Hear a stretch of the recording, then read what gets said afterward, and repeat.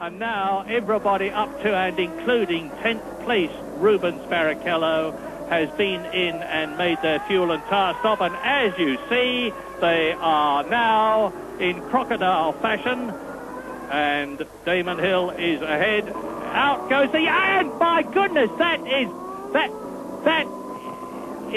I can't see whether it's a Ligier or whether a 40. They both have the same sponsor, basically. Oh, it's a Ligier, and it's Pedro Diniz. Pedro Diniz, his car burst into flames.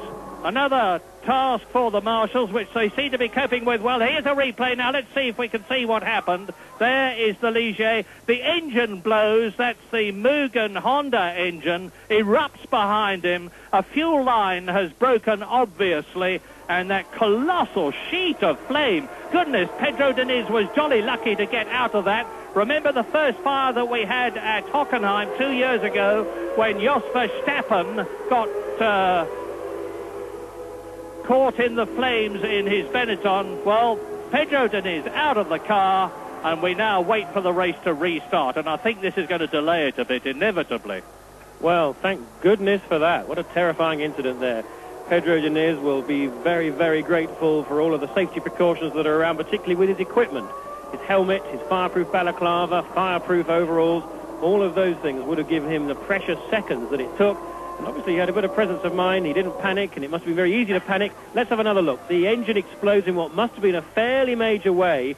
Potentially bits of metal coming out of that engine, puncturing an oil line, a fuel line. Looks with the speed of that fire, I'd say it's a fuel line. Fuel spraying around the car. And Diniz at this moment will have been grappling for his buckle inside the car. He will know that he hasn't hit anything. That's the most important thing. He's not going to be physically disabled from getting out. He leaps out of the car and away. What a huge relief there. But back on the circuit now, interesting there, looking at there's maybe some debris to clean up off that circuit. We saw some burning fuel on the track itself. We don't know what they're doing about it at the moment, or indeed if anything needs to be done. But the drivers are going to be having to keep, as we can see now, exactly, they're waving around, of course, keeping the heat into those tyres. The engines will be cooling off. It's very important to have everything poised, ready to go. Now, the sequence of events that we need to look for is to start with the pace car at the moment, or certainly when it was relapping around, when we see it again, it will have its lights flashing. It's got the lights flashing on top of that pace car. The next thing that's going to happen prior to the race restarting is that the lights will be extinguished. A replay of the Diniz fire.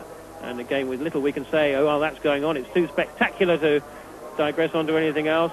Again, smoke. It's so fast for these things to catch a light. Fire coming out of absolutely everywhere. But it's gone out fairly quickly, too. It would have been a flash fire from a certain amount of petrol. That's where you can see it already abating as the fuel that was burnt out, or the fuel that leaked is burning.